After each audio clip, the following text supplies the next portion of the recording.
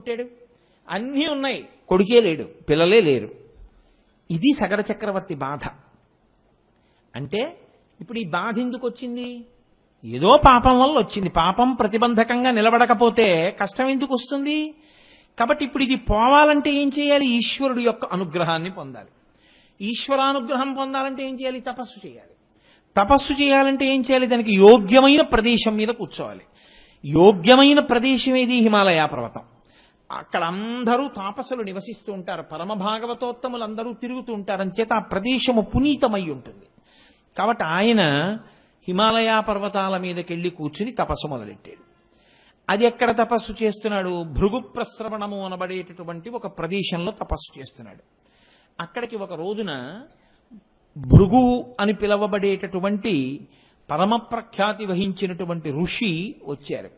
వచ్చి ఆయన సగర చక్రవర్తి వంక చూసి అన్నారు, సంతానం లేదని కదా నువ్వు బాధపడుతున్నావు, నీవు సంతోషపడిపోయేటట్టుగా వంశకరుడై వంశమును నిలబెట్టగలిగినటువంటి ప్రజ్ఞ ఉన్న ఒక కొడుకు 60,000 మంది పిల్లలు ఒక భార్య యందు నీకు జన్మిస్తారు, తృప్తేనా అన్నాడు. పిల్లలే లేరని ఏడుస్తున్న వాడికి ఒక భార్యకి 60,000 మంది. ఋషి అనుగ్రహిస్తే ఏముందండి, ఆయన దైవశక్తి అటువంటిది. ఒక భార్యకి వంశకరుడైన కొడుకు. వంశకరుడు అంటే ఏమిటి అర్థం? ఆయన తర్వాత కొడుకులు ఉంటారు. 60,000 మంది పిల్లలు ఉంటారు, వాళ్ళు వంశకరులన్న మాట ఋషి అనలేదు. అంటే దాని ఉద్దేశం ఏమిటి?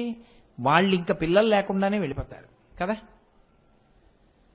అలా వెళ్ళిపోవడానికి కారణం ఏమిటై ఉంటుంది? అత్యుత్సాహం. అత్యుత్సాహం అంటే ఏమిటో తెలుసా అండి? చేసేద్దాం తాపత్రయమే కానీ ఏది ఎలా చెయ్యాలో తెలియకుండా చేయడం.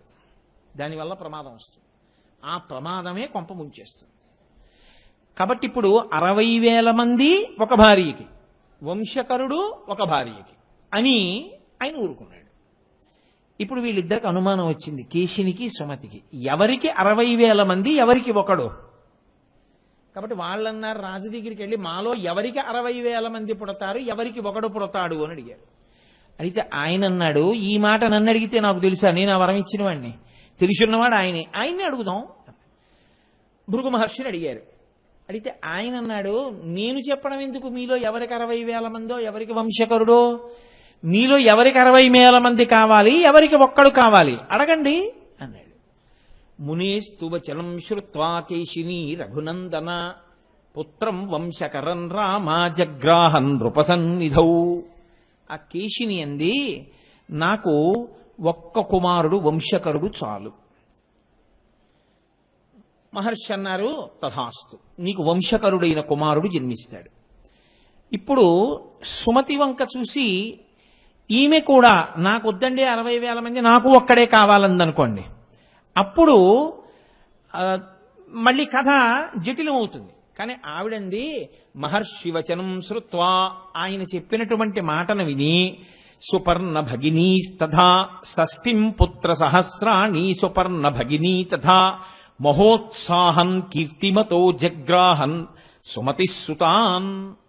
60,000 మంది పిల్లలు, మహోత్సాహం, అత్యుత్సాహం ఉన్నవాళ్ళు, మంచి కీర్తి, లోకంలో శాశ్వతంగా వాళ్ళ పేరు జ్ఞాపకం ఉండిపోయేటట్టుగా చెయ్యగలిగినటువంటి వాళ్ళు నాకు కావాలి. ఆయన అన్నాడు, తథాస్తు, గొడవ లేదుగా, నేను ఎలా అన్నానో అలాగే అడిగారు మీరిద్దరు, ఇంక ఇబ్బంది ఏముంది, అలా పొందుతారు, వెళ్ళండి అన్నాడు. రాజు సంతోషంగా 2 భార్యల్ని తీసుకుని ఇంటికి వచ్చేసాడు. పెద్ద భార్య సుమతికి ఒక కుమారుడు పుట్టాడు, కేశినికి. పెద్ద భార్య కేశినికి ఒక కుమారుడు పుట్టాడు. ఆయనకి అసమంజసుడు అని నామకరణం చేశాడు. ఈ 2వ భార్యకి ఒక పెద్ద సొరకాయ లాంటిది ఒకటి జన్మించింది. ఇప్పుడు ఈ సొరకాయ బయటికి వచ్చిన తర్వాత పగిలింది. అందులో 60,000 మంది పిల్లలు, చిన్ని పిల్లలు. చూడండి, లింగంలో సహస్రలింగం అని ఉంటుంది, ఆ లింగంలోనే 1000 లింగాలు ఉంటాయి. అలా సొరకాయలో 60,000 పిండములు ఉన్నాయి. ఇప్పుడు ఈ 60,000 పిండాల్ని కూడా నీటి పాత్రలో పెట్టి దాదులు పెంచి పెద్ద చేశారు. 60,000 మంది పిల్లలు పెద్దవాళ్ళై బయటికి వచ్చారు.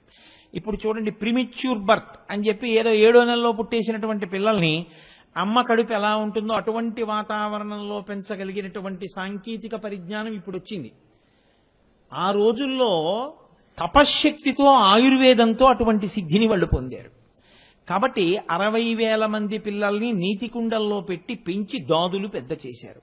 60,000 మంది సుమతి యొక్క బిడ్డలు, అసమంజసుడు కీషిని యొక్క కుమారుడు. ఈ 60,000 మంది పేర్లేమి అని అడిగారనుకోండి, ఎందుకు వచ్చిన ఇబ్బంది ఇదంతా అని ఏం చేశారంటే 30 రోజులు 60,000 మంది పిల్లల పేర్లు చెప్తే వచ్చే ఉపయోగం ఏముందో పుస్తకం పట్టుకుని సగరులు అనండి అన్నారు. సగర చక్రవర్తి కుమారులు కాబట్టి వాళ్ళకి సగరులు. అంటే సగరులేనా? అసమంజసుడు కూడా సగరుల్లో ఒకడే, ఎందుకంటే సగర చక్రవర్తి కొడుకే. కానీ 60,000 మందికి సగరులని పేరు. ఇప్పుడు ఆ 60,000 మంది పెరుగుతున్నారు, అసమంజసుడు పెరుగుతున్నాడు. ఈ అసమంజసుడికి ఒక లక్షణం ఉండేది. వీడు సాయంకాలం అయ్యేటప్పటికీ అయోధ్యానగరం ఆవలి ఒడ్డున ఉన్నటువంటి సరయూ నది దగ్గరికి వెళ్ళి పిల్లలందరినీ ఆడుకోవడానికి రెండిని పిలిచేవాడు. రాజుగారి కొడుకుతో ఆడుకోవడం అంటే సరదా కదూ. అందరూ ఊళ్ళో ఉన్న పిల్లలందరూ వచ్చేవారు. ఈ పిల్లలందరినీ తీసుకెళ్లి వాడు ఏం చేసేవాడంటే నీళ్లలోకి విసిరేసేవాడు. విసిరేస్తే ఆ పిల్లలు నీళ్లలోంచి తప్పుకొని బయటికి వద్దామంటే వాళ్ళు రావడానికి వీలు లేకుండా రాళ్ళు వేసి కొట్టేవాడు. కొడితే వాళ్ళు పాపం పైకి రాలేక ఆ నీళ్లలో కొట్టుకుపోయేవారు.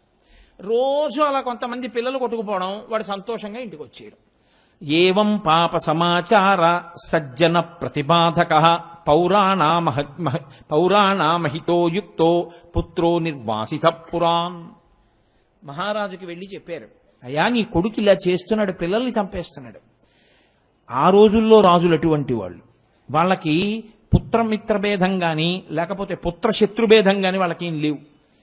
లోకమునకు అపకారం చేస్తున్నాడు కాబట్టి పిల్లవాడు ఉండడానికి వీల్లేదు ఊళ్ళో. కాబట్టి రాజ్య బహిష్కారం విధించాడు సగర చక్రవర్తి. పుట్టిన కొడుకు అసమంజసుడు రాజ్యాన్ని విడిచిపెట్టి అడవులకు వెళ్ళిపోయాడు. ఆ అడవులకు వెళ్ళిపోయేటప్పటికే అసమంజసుడికి ఒక కొడుకున్నాడు. ఆయన పేరు అంశుమంతుడు. ఇప్పుడు ఆ అంశుమంతుడు సగర చక్రవర్తి దగ్గర ఉన్నాడు. చాలా కాలం అయిపోయిన తర్వాత సగర చక్రవర్తి అశ్వమేధయాగం చేస్తున్నాడు. గుర్రాన్ని విడిచిపెట్టారు. అశ్వమేధయాగంలో గుర్రాన్ని విడిచిపెడతారు కదండి, మరి అందులో గుర్రాన్ని విడిచిపెట్టారు. దానికి అంశుమంతుణ్ణి కాపలాగా పెట్టి ఆ గుర్రాన్ని పంపించాడు. దేవేంద్రుడు ఆ గుర్రాన్ని అపహరించాడు. ఎవరి రూపంలో అపహరించాడు? ఇంద్రుడిగా అపహరించలేదు. రాక్షసీంతనుమాస్తాయ యజ్ఞీయాశ్వమపాహరత్. రాక్షసుడి వేషంలో ఎత్తుకుపోయాడు. ఎత్తుకుపోతే గుర్రం కనపడలేదు. వెతికాడు, గుర్రం లేదు. తిరిగి వచ్చేసాడు అంశుమంతుడు. వచ్చేసి అన్నాడు, తాతగారండి, మరి అసమంజసుడు కొడుకు కదా సగర చక్రవర్తి తాతగారు అవుతారు. తాతగారు నాకు గుర్రం కనపడలేదండి, ఎవరో ఎత్తుకుపోయారు ఒక రాక్షసుడు అన్నాడు. అంటే సగర చక్రవర్తి అన్నాడు, వేదం చదువుకున్నటువంటి ఇంతమంది నిష్ఠాగరిష్ఠులైనటువంటి మహాభక్తులైన ఋషులు ఇంతమంది ఇక్కడ ఉండగా రాక్షసులు రాలేరు. కాబట్టి ఇది ఎవరో కావాలని చేసిన పని. ఇది తెలుసుకోవాలి అంటే ఇప్పుడు భూమండలం అంతా వెతకాలి. భూమండలం అంతా వెతికేయాలంటే నువ్వు కూర్చోరా, నా కొడుకులున్నారుగా 60,000 మంది సగరులు ఉన్నారుగా, సుమతి కొడుకులు అని వాళ్ళని పిలిచాడు. పిలిచి ఆయన అన్నాడు, యోజనాయామ విస్తారమేకైకో ధరణీతలం వివిధ పురుష వ్యాఘ్ర వజ్రస్పర్శ సమైర్నకై అన్నాడు. మీ గోళ్లు వజ్రములతో సమానంగా ఉంటాయి, అంత పదునుగా ఉంటాయి. ఈ భూమిని అంతటినీ మీరు పనిచేసుకోండి. ఒక్కొక్కడు ఒక్కొక్క యోజనం తీసుకోండి. 60,000 మంది ఉన్నారు కదా, 60,000 యోజనాలు తీసేసుకోండి. తీసేసుకుని గోళ్ల వజ్రములతో సమానమైన గోళ్లతో భూమిని అంతటినీ గోతులు పెట్టేయండి. పెట్టేసి పాతాళం వరకు వెళ్ళిపోండి. వెళ్ళిపోయి ఎక్కడ ఉందో గుర్రం వెతికి తీసుకురండి. ఎందుకనంటే నేను లేవకూడదు పీటల మించి, దీక్షలో ఉన్నాను. దీక్ష అంటే నియమం. అది దీక్షాంతర్గత నియమం ఏమిటో తెలుసా అండి? పూజకి కూర్చుంటే ఇక మాట్లాడడం కానీ లేవడం కానీ ఏమీ చేయకూడదు. అలా ఉండకుండా దీక్ష తీసుకుని దీక్ష చేస్తే అదంతా దీక్షాభంగమే. కాబట్టి నేను లేవకూడదు పీటల మించి. అలా లేస్తే అరిష్టం జరుగుతుంది. కాబట్టి నేను లేచి వెళ్ళకూడదు. మీరు వెళ్ళి పట్టండి గుర్రాన్ని, 60,000 మంది వెళ్ళండి అన్నాడు. అంటే ఇప్పుడు 60,000 మంది బయలుదేరారు. వాళ్ళు భూమిని అంతటినీ కూడా వెతికేశారు, భూమిని చీల్చేశారు, గోతులు పెట్టేశారు, పాతాళం దగ్గరికి వెళ్ళిపోయారు.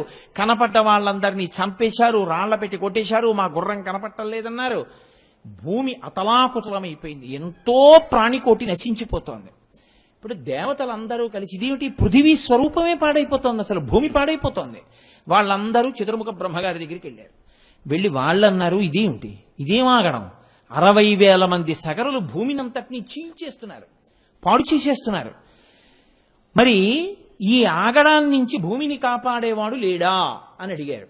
అడిగితే ఆయన అన్నాడు, కాపిలం రూపమాస్తా యాధారయత్య నిశంధరాన్ తస్య కోపాగ్నినా దగ్ధ. ఆయన శ్రీ మహావిష్ణువు ఈ భూమిని అంతటినీ కాపాడుతూ ఉంటాడు.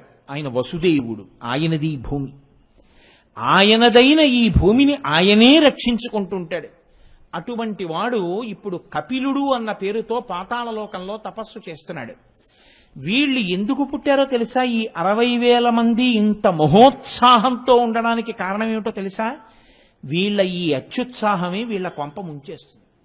కాబట్టి వీళ్ళందరూ కూడా కాపిలం రూపమాస్తా యాధారయత్య నిశంధరాన్, కపిల రూపంలో ఉన్నటువంటి శ్రీ మహావిష్ణువు తన భూమిని తానే రక్షించుకోవడానికి ఆయనే వీళ్ళని చంపేస్తాడు. కాబట్టి తస్య కోపాగ్నినా దగ్ధా భవిష్యంతి నృపాత్మజాః. మీరేం బెంగ పెట్టుకోకండిరా, మీరు వెళ్ళి వాళ్ళని ఆపుదామని ప్రయత్నం చేయకండి. ఆయనకి కోపం వచ్చేటట్టు చేస్తారు వీళ్ళు ఈ ఉత్సాహంలో. ఆయనకు ఒకనాడు కోపం వస్తుంది. కోపం వస్తే ఆయనకి ఏం ఆయుధం పట్టుకోక్కర్లేదు, ఆయన ఒక్క హుంకారం చేస్తాడు అంతే, ఈ 60,000 మంది చచ్చిపోతారు. కాబట్టి మీరు భయపడకండి, మీరు వెళ్ళిపోండి అన్నాడు. ఇప్పుడు వీళ్ళు అంతా వెతికారు, కనపడలేదు. మళ్ళీ వెళ్ళారు తండ్రి దగ్గరికి. నాన్నగారు 60,000 యోజనముల కింద పంచుకొని భూమినంతటినీ గోతులు పెట్టి చూశాం, మాకు కనపడలేదు గుర్రం అన్నారు. ఆయన అన్నాడు, కనపడకపోతే నేను పీటల మించి ఎలా లేస్తాను యజ్ఞంలో? నేను కానీ లేచిపోయాను, ఇక గుర్రం కనబట్టలేదని పోయినట్టే దీక్ష. దీక్ష కాని పాడు చేసుకున్నావో ఉగ్రమైన ఫలితములు వస్తాయి. దీక్షా స్వీకారం ఎంత గొప్పదో దీక్షని నియమం పాటించడం అంత ముఖ్యం. కాబట్టి ఇప్పుడు వ్యతిరిక్త ఫలితాలు వస్తాయి. కాబట్టి నేను లేవకూడదు. మీరేం చేస్తారంటే పెట్టిన గోతుల్లోంచి పాతాళం వరకు వెళ్ళిపోండి. వెళ్ళిపోతే కింది లోకాల్లో ఉన్నా సరే గుర్రం కనపడాలి కదా, వెళ్ళండి అన్నాడు. వీళ్ళు మళ్ళీ 60,000 మంది బయలుదేరారు. బయలుదేరి ఇప్పుడు వాళ్ళు భూమికి పెట్టినటువంటి గోతుల్లోంచి పాతాళ లోకంలోకి వెళ్ళిపోయారు. అంటే అక్కడ వరకు తవ్వేశారు. 60,000 మంది తూర్పు దిక్కుకి వెళ్ళారు. దిశా గజం విరూపాక్షం ధారయంతం మహీతలం. అక్కడ ఒక పెద్ద ఏనుగు ఒకటి నిలబడింది తూర్పు దిక్కున. దాని కుంభస్థలం మీద భూమి ఆని ఉంది. ఆ ఏనుగుకి విరూపాక్షము అని పేరు. దిగ్గజములు అంటామేం మనం, భూమిని అన్ని దిక్కుల్లోనూ మోస్తూ ఉంటాయి. వాళ్ళ ఏనుగు దగ్గరికి వెళ్ళి ప్రదక్షిణం చేసి నమస్కారం చేశారు. దానికి అప్పుడప్పుడు కుంభస్థలం నిప్పెడుతుంది. మోసి మోసి మోసి మోసి మోసి నిప్పెట్టి ఒక్కసారి ఇలా ఎత్తి సర్దుకోవడానికి ఓసారి తల ఇలా కదుపుతుంది. తల ఇలా కదపగానే భూకంపాలు వస్తాయి. అంత గొప్ప ఏనుగది. కాబట్టి విరూపాక్షం దిశాగజం విరూపాక్షం ధారయంతం మహీతలం. తూర్పు దిక్కున అటువంటి ఏనుగుని చూశారు. వాళ్ళకేమీ కనపడలేదు గుర్రం. అందుకని మళ్ళీ తూర్పు దిక్కు నుంచి దక్షిణ దిక్కుకు వచ్చారు. అంటే ప్రదక్షిణ పురస్సరంగా తిరుగుతున్నారు. దక్షిణ దిక్కుకు వచ్చారు. మహాపద్మం మహాత్మానం సుమహత్ పర్వతోపమం. పర్వతం ఎంత ఉంటుందో అంత పెద్ద ఏనుగు ఒకటి కనపడింది దక్షిణ దిక్కున. దానికి మహాపద్మము అని పేరు. అది మోస్తోంది భూమిని. దానికో ప్రదక్షిణం చేశారు, దానికో నమస్కారం చేశారు. దక్షిణ దిక్కును కూడా గుర్రం కనబడలేదు. దక్షిణం నుంచి పశ్చిమానికి వచ్చారు. అక్కడ చూశారు. అక్కడికొస్తే సౌమనసం దిశా గజం సౌమనసం ధారయత్య నిశంధరాం. సౌమనసము అనబడేటటువంటి ఒక ఏనుగు పశ్చిమ దిక్కును మోస్తోంది.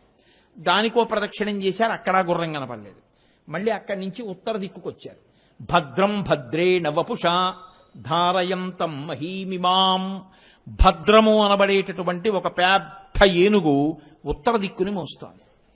అక్కడ కూడా ఉత్తర దిక్కును కూడా కనపడలేదు. అంటే వాళ్ళు భూమినంతటినీ వెతికి భూమిలోంచి కిందకి దిగి పాతాళానికి వెళ్ళి పాతాళంలో తూర్పు దక్షిణ పశ్చిమ ఉత్తరములు చూసేశారు.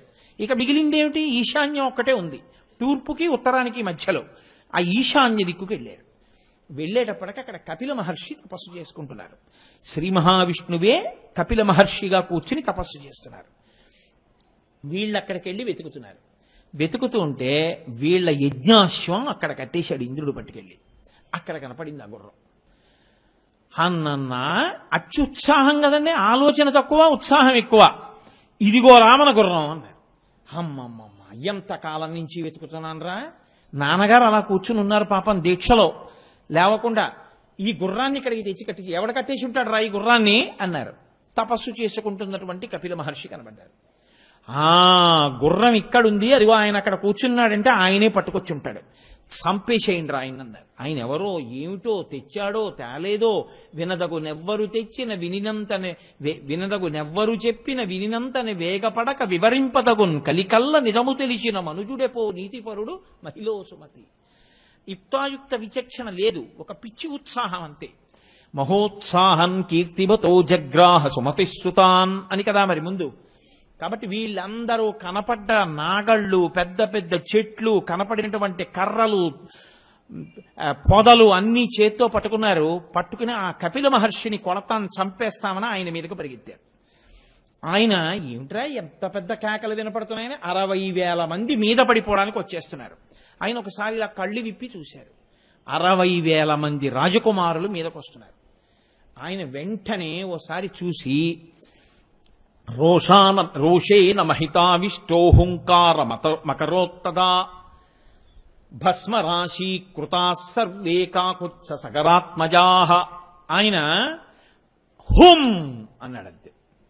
ఆయన కోపం వచ్చింది. ఏమిట్రా ఇలా మీద పడిపోతున్నారు, వీళ్ళెవరు, ఎందుకు మీద పడిపోతున్నారు ఇలాగా అని ఒక్క హుంకారం చేశాడు అంతే. ఆయన కోపంతో చేసినటువంటి హుంకారమునకు పరిగెత్తుకొస్తున్నటువంటి 60,000 మంది 60,000 భస్మరాశుల కింద పడిపోయారు. బూది కుప్పల కింద పడిపోయారు. విభూతి ఉండలు 60,000 పెడితే ఎలా ఉంటుందో అలా పడిపోయారు. గుర్రం అక్కడే ఉండిపోయి. వెళ్ళిన వాళ్ళ జాడ తెలియదు. లేస్తే దీక్ష పోతుంది, లేవకుండా కూర్చుందామంటే వెళ్ళిన వాళ్ళు ఏమైపోయారో తెలియదు. చూసి చూసి చూసి చూసి చూసి చూసి సగర చక్రవర్తి అన్నాడు, మళ్ళీ మనవడు అంశుమంతుణ్ణి పిలిచాడు. ఒరే ఏదో ఉపద్రవం జరిగిందిరా ఎక్కడో, తిరిగి రాలేదు 60,000 మంది కొడుకులు, నువ్వు వెళ్ళి చాలా జాగ్రత్తగా ధనుర్బాణములు కత్తి అన్నీ పట్టుకుని వెళ్ళి వెతుకు భూమండలం అంతా అన్నాడు. ఆయన వెతికి వెతికి వెతికి వెతికి తన తండ్రులు తీసినటువంటి గోతులలోంచి పాతాళలోకానికి చేరాడు.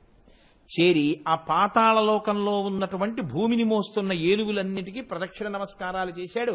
అవన్నీ నీకు గుర్రం కనపడుతుందని. ఆయన కూడా ఆఖరణ ఈశాన్య దిక్కున ఉన్నటువంటి కపిల మహర్షి ఆశ్రమం దగ్గరికి చేరుకున్నాడు. గుర్రం కనపడింది. చూశాడు, 60,000 బూది కుప్పలు కనపడ్డాయి. ఓహో, ఈ 60,000 బూది కుప్పలు మా తండ్రులవి, సుమతి కొడుకులువి. ఎంత అన్యాయం జరిగిపోయిందిరా, ఒక్కసారి చచ్చిపోయారు అనమాట తండ్రులందరూ.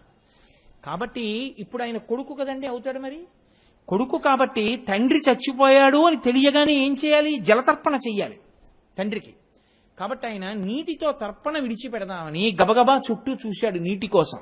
ఎక్కడా కనపడలేదు నీళ్లు. ఎక్కడైనా సరోవరం ఉంటుందేమో అని వెళ్ళబోతున్నాడు. ఈ సుమతి గరుత్మంతుని యొక్క చెల్లెలు. ఇది చూసి ఆ గరుత్మంతుడు చెట్టు మీద కూర్చుని అన్నాడు, ఏమయ్యా ఆ 60,000 మంది ఎలా చనిపోయారనుకుంటున్నావు? వాళ్ళు మామూలుగా చనిపోలేదు. మహోగ్రమైనటువంటి తపోనిష్ట కలిగినటువంటి బ్రాహ్మణ స్వరూపంలో ఉన్నటువంటి కపిల మహర్షి యొక్క హుంకారము చేత చచ్చిపోయారు. కాబట్టి వాళ్ళకి ఉత్తమ గతులు కలగవు. వాళ్ళు ఏ లోకానికి వెళ్ళరు, వాళ్ళు అలా తిరుగుతూ ఉంటారు. వాళ్ళకి జలతర్పణ చేసినా ఆ నీళ్లు వాళ్ళకి అందవు, వాళ్ళకి దాహం తీరదు, వాళ్ళు అలా తిరుగుతూ ఉంటారు, దాహంతో శోషించిపోతూ ఉంటారు. వాళ్ళు మళ్ళీ ప్రేతత్వాన్ని విడిచిపెట్టి ఉత్తమ లోకములను పొందాలి అంటే ఈ భూమి మీద ఇంతకు ముందు ప్రవహించనిది, ఆకాశములో మాత్రమే ప్రవహించేది, హిమవంతుడికి మేనకాదేవికి పుట్టినటువంటి పెద్ద కూతురు బ్రహ్మగారి శాపం చేత గంగగా మారి ప్రవహిస్తున్నటువంటి ఆకాశ గంగ ఆవిడ్ని భూమి మీదకి తీసుకురావాలి. భూమి మించి పాతాళ లోకంలోకి రావాలి.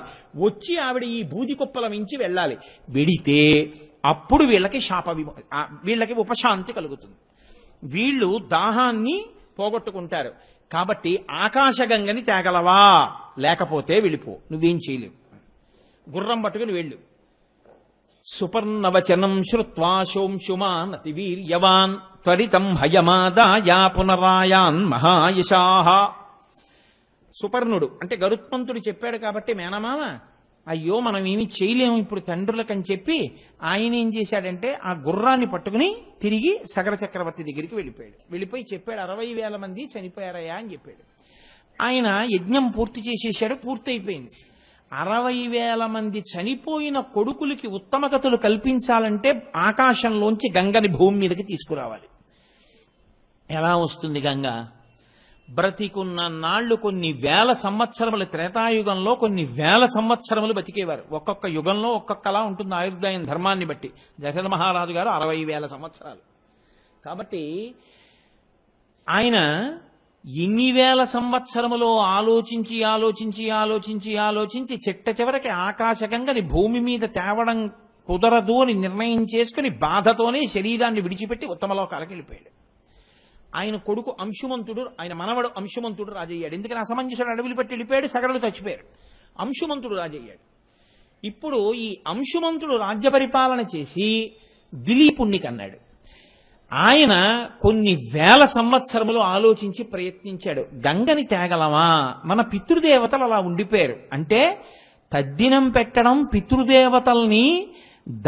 పితృదేవతల దాహం తీర్చడం ఎంత ముఖ్యమైందిగా భావించిందో చూడండి మన జాతి.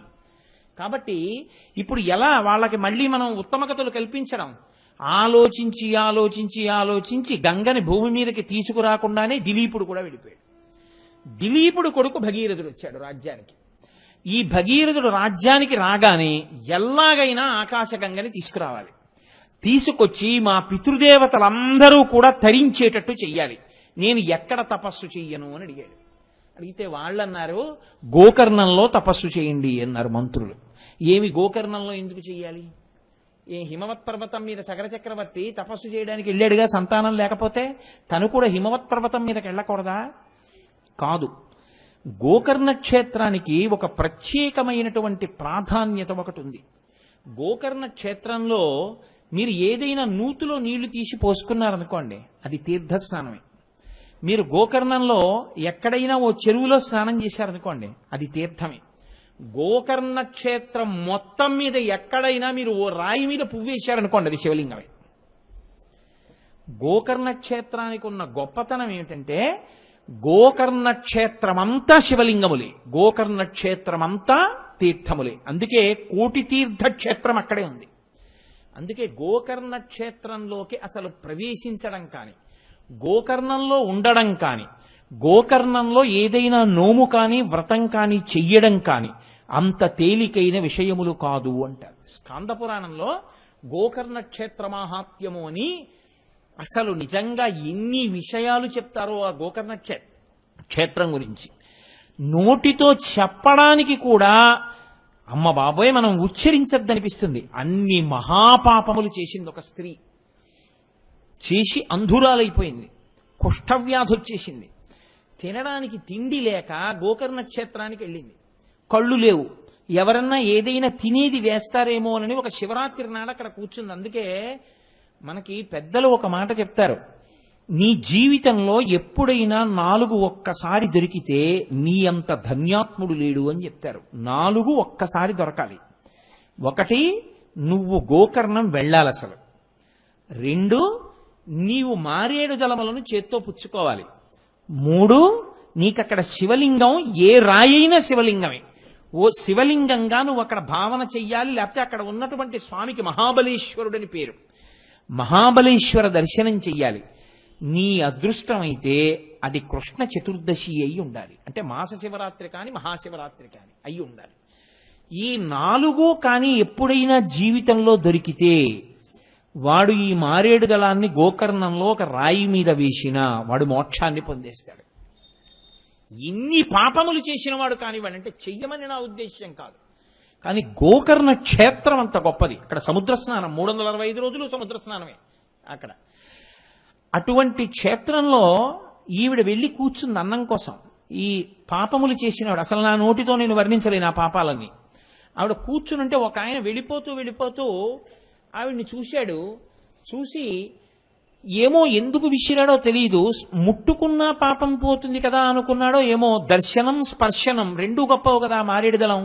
అందుకని ఒక మారేడు దళాల మాలను ఒక దాన్ని ఆవిడ ఒళ్ళోకి బారేశాడు. కంపు వచ్చేస్తోంది, ఒళ్ళు చీము నెత్తురు కారిపోతోంది, కుష్ఠరోగంతో ఉంది, కళ్ళు లేవు, వృద్ధురాలు, ఆకలి, ఏడుస్తోంది. దగ్గరికి వెళ్లకుండా మారేడు దళాల మాల విసిరాడు. ఆ ఒళ్ళో వచ్చి పడితే ఆవిడ అనుకుంది అమ్మయ్యా తినేదేదో వేశారనుకుని గబగబా ఆర్తితో దాన్ని ఇలా తడువుకుని తీసి నోటి దగ్గర పెట్టుకుంది. ఆకులు అని తెలిసింది ఆవిడకి. ఇది ఏమిటి అని ముక్కుతో వాసన చూసింది. అది మారేడు దళాల మాల. ఎవడో ధూర్తుడు నాకు మారేడు దళాల మాల వేశాడు, ఇందుకు తినాలా కడుపు నిండాలా? ఆ రోజు ఆవిడ అదృష్టం ఏమిటంటే కృష్ణ చతుర్దశి, మాఘమాస కృష్ణ చతుర్దశి అంటే మహాశివరాత్రి. ఆవిడ ఈ మాలని తీసి విసిరి పారేసింది కోపంలో. ఆ విసిరేయడంలో అది వెళ్ళి ఆ పక్కన ఉన్నటువంటి ఓ శివలింగం మీదకి అలంకారంగా పడిపోయింది. ఈవిడ లేచి అన్నం కోసం పరితపించి అసలు ఆవిడ దగ్గరికి కూడా ఎవరూ రాకపోతే ఏడుస్తూ రాత్రల్లా నడుస్తూ జాగరణ చేస్తూ వెళ్ళిపోయింది, చచ్చిపోయింది. శివదూతలు వచ్చి ఆవిడని తీసుకెళ్ళిపోయింది. అప్పుడు అడిగారు ఒక ఆయన అందులో ప్రశ్న, ఇంత పాపిష్టిరాలే ఈవిడికి శివదూతలు వచ్చి శివపార్షదులు వచ్చి విమానం ఎలా ఎక్కించారని అడిగారు. మీరు తెలిసి ముట్టుకున్నా తెలియకుండా ముట్టుకున్నా నిప్పు నిప్పే, తెలిసి ముట్టుకున్నా తెలియకుండా ముట్టుకున్నా నీరు నీరే. గోకర్ణ క్షేత్రం అంత గొప్పది. అందుకే మనుష్య ఉపాధిలోకి వచ్చిన వాళ్ళు తప్పకుండా కొన్ని క్షేత్రముల మట్టి తొక్కాలి, అంటే వెళ్ళాలి. వెళ్ళకపోతే జీవుడు ఊపిరుండగా చేసుకోకపోతే ఎవరు ఉద్ధరిస్తారు? వెళ్ళాలి తప్పకుండా కొన్ని క్షేత్రాలకి. కాబట్టి అటువంటి గోకర్ణ క్షేత్రంలో నీవు తపస్సు చేస్తే ఏ కోరిక సామాన్యమైంది కాదు, ఆకాశగంగని తీసుకురావాలి, చతుర్ముఖ బ్రహ్మగారి అనుగ్రహం కలగాలి. కాబట్టి గోకర్ణంలో తపస్సు చెయ్యి. ఇప్పుడు ఆయన గోకర్ణం వెళ్ళాడు. కోరిక చాలా తీవ్రమైంది కాబట్టి ఉగ్రమైన తపస్సు చేశాడు. ఊర్ధ్వబాహు పంచతప మాసాహారో జితేంద్రియ తస్య వర్ష సహస్రాణి ఘోరే తపసితి స్థిత. ఆయన ఊర్ధ్వబాహు రెండు చేతులు పైకెత్తి నించున్నాడు. పంచతప అంటే ఇటు వెనక రెండు పక్కల అగ్నిహోత్రాన్ని పెట్టుకుంటారు, వాటి సెగ తగులుతూ ఉంటుంది. రెండు కన్నులు ముయ్యకుండా సూర్యుడి వంక అలా చూస్తూ ఉంటారు. ఎంత బాధ కళ్ళకి. 4 అగ్నిహోత్రముల మధ్యలో కేవలం బొటనవేళ్ల మీద నిలబడి సూర్యుడి వంక చూస్తూ అలా నెలకి ఒక్కసారి మాత్రమే ఆహారమును తీసుకుంటూ తర్శ్య వర్ష సహస్రాణి 1000 ఏళ్లు తపస్సు చేశాడు గోకర్ణ క్షేత్రంలో. అందుకే భగీరథ ప్రయత్నం అంటారు. చతుర్ముఖ బ్రహ్మగారు ప్రత్యక్షమయ్యారు. ఏమిరా నాయన ఇంత ఘోరమైన తపస్సు చేశావు, ఇంత కష్టపడ్డావు, నీకేం కావాలన్నారు. నాకు 2 కావాలి. ఒకటి, మా ఇక్ష్వాకు వంశం సంతానం లేక ఇబ్బంది పడుతోంది అప్పుడప్పుడు. మా ఇక్ష్వాకు వంశంలో ఇంకా సంతానము కలగడంలో ఇబ్బంది కలగకూడదు, సంతానము కలిగి తీరాలి, వంశం ఆగకూడదు. తప్పకుండా నీ కోరిక తీరింది, అనుగ్రహించాను. 2, మా పితృదేవతలు మా ముందు పుట్టినటువంటి వాళ్ళు 60,000 మంది సగరులు బూడిద కుప్పలై పడిపోయి ఉన్నారు కపిల మహర్షి యొక్క ఆగ్రహ జ్వాలకు. వాళ్ళు ఉత్తమ గతులు పొందలేదు, వాళ్ళ దాహం తీరలేదు అప్పటి నుంచి ఇప్పటి వరకు. కాబట్టి మీరు అనుగ్రహించి ఆకాశంలోంచి గంగని, హిమవంతుని యొక్క పెద్ద కుమార్తెని భూమి మీదకి విడిచిపెట్టాలి. బ్రహ్మగారు అన్నారు, నీ మొదటి కోరిక తీరుస్తాను, 2వ కోరిక తీర్చడం సాధ్యం కాదు. ఎందుకో తెలుసా? గంగాయా పతనం రాజన్ పృథివీ న సహిష్యతి.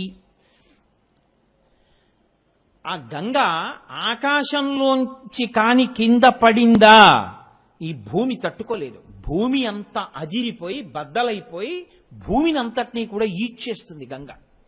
అంత శక్తివంతం పైనుంచి అలా పడుతుంది. కాబట్టి భూమి కూడా తట్టుకోలేదు, భరించగలిగినది భూమి, అటువంటి భూమి తట్టుకోలేదు. కాబట్టి నాకు తెలిసినంత వరకు ఇంకా అలా పట్టుకోగలిగినటువంటి వాడు అంటే గంగ కాదు, భూమి కాదు, ఆకాశం కాదు, సమస్తమును సృష్టించినటువంటి పరాత్పరుడైన మహేశ్వరుడైన సాంబసదాశివుడైన త్రయంబకుడైన ఒక్క ఈశ్వరుడు మాత్రమే పట్టుకోవాలి. ఆయనని పట్టుకోని చెప్పడానికి నేను సరిపోను, నేను ఆయన కింకరుణ్ణి. నేనెలా చెప్తాను ఆయన్ని వచ్చి పట్టుకోమని? తెల్లవారు లేస్తే నేను ఆయన పూజ చేస్తాను, కాబట్టి నేను అడగలేను. నువ్వు ఆయన్ని మెప్పించుకో. కాబట్టి గంగాయా పతనం రాజన్ పృథివీన సహిష్యతి తాం వై ధారయితుం వీర నాణ్యం పశ్యామి శూలినః. నాకింకెవ్వరూ కనపట్టలేదు. పశ్యామి, నాకు కనపట్టల్లా. శూలినః, ఆ త్రిశూలం పట్టుకున్నవాడున్నాడే ఆ శంకరుడు ఒక్కడే పట్టగలడు. ఆయన్ని ఏమైనా మెప్పిస్తావా? నీ ఇష్టం. ఆయన్ని మెప్పించి ఆయన పట్టుకుంటానంటే చెప్పు, తప్పకుండా గంగని విడిచిపెడతాను పైనుంచి. ఆయన వెళ్ళిపోయాడు. ఇది భగీరథ ప్రయత్నం అంటే. ఎంత కష్టం అండి 1000 ఏళ్ళు తపస్సు అంటే. ఇప్పుడు ఈ భగీరథుడు మళ్ళీ వెళ్ళి 1000 సంవత్సరములు మళ్ళీ తపస్సు మొదలుపెట్టాడు. పరమశివుడి కోసమని, ఆయన సాక్షాత్కారం కోసమని కూర్చున్నాడు. కూర్చుని ఘోరమైనటువంటి తపస్సు చేస్తున్నాడు. ఇప్పుడు పరమశివుడు ప్రత్యక్షమయ్యాడు. ఆయన ఏమన్నాడో తెలుసా అండి? దేనికి నువ్వు తపస్సు చేస్తున్నావు అని అడగలేదు. అది కృపా నిధి, ఆయన కృపకు దయకు నిధి.